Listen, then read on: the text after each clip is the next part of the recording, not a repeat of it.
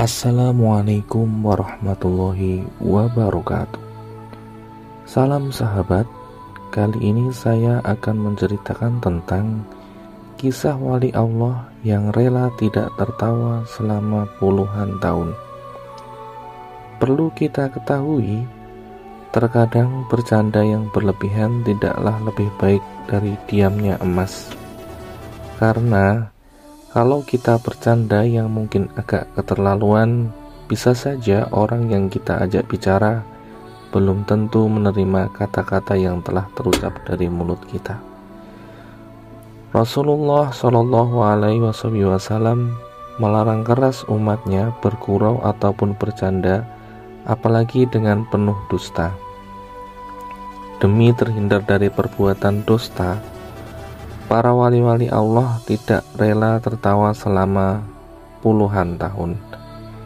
Imam Abu Hamid Al-Ghazali dalam bukunya Afat Al-Lisan yang telah diterjemahkan dengan judul Bahaya Mulut mengatakan, Syekh Yusuf bin Asbat mengatakan bahwa Al-Hasan pernah tidak tertawa selama 30 tahun. Padahal Atta Ibnu As-Sulami pernah hidup tanpa tertawa selama 40 tahun. Pada suatu hari, Wahib Ibnu Al-Wird melihat sekelompok orang yang sedang tertawa pada hari raya Idul Fitri. Kemudian ia berkata, jika dosa-dosa mereka telah diampuni, maka ini bukan perbuatan orang yang bersyukur. Sedangkan jika dosa mereka belum diampuni, maka ini bukan perbuatan orang yang takut.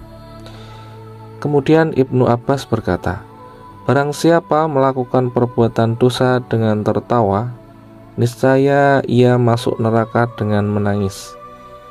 Muhammad Ibnu Wasi berkata, andaikan engkau melihat orang menangis di surga, apakah engkau tidak merasa heran dengan tangisannya?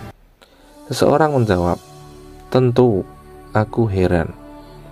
Muhammad bin Wasi lantas berkata lagi, lebih mengherankan lagi adalah orang yang tertawa di dunia sedang ia tidak tahu kemana ia akan kembali. Itulah bahaya tertawa. Tertawa yang tercela adalah tertawa yang berlebihan.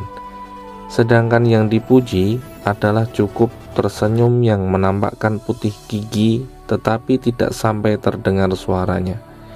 Demikianlah yang dilakukan oleh Rasulullah bila tertawa, katanya Abu Hamid Al-Ghazali. Al-Qasim, budak Muawiyah berkata, seorang badui datang kepada Nabi Shallallahu Alaihi Wasallam. Dia mengendarai unta berkaki panjang dan liar. Setelah sampai di tempat Nabi, orang badui itu menyambutnya. Namun, setiap kali ingin mendekati Rasulullah untuk bertanya, unta itu memberontak. Melihat adegan yang dianggap lucu, para sahabat Nabi menertawakannya. Hal ini terjadi berulang-ulang, sampai akhirnya orang badui itu terlempar dari untanya, jatuh dan diinjak-injak sampai mati oleh unta tersebut. Kemudian para sahabat berkata, ya Rasulullah, orang badui itu jatuh dari untanya dan mati. Dia berkata, benar, dan mulutmu penuh dengan darahnya. Berikut adalah kisah atau cerita pendek yang dapat saya sampaikan.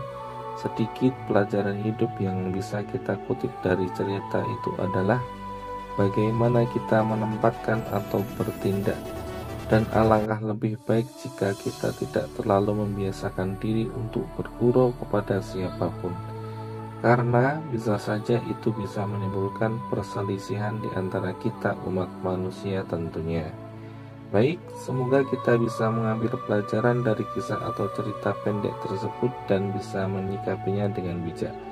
Terima kasih sudah menonton. Salam sehat selalu. Wassalamualaikum warahmatullahi wabarakatuh.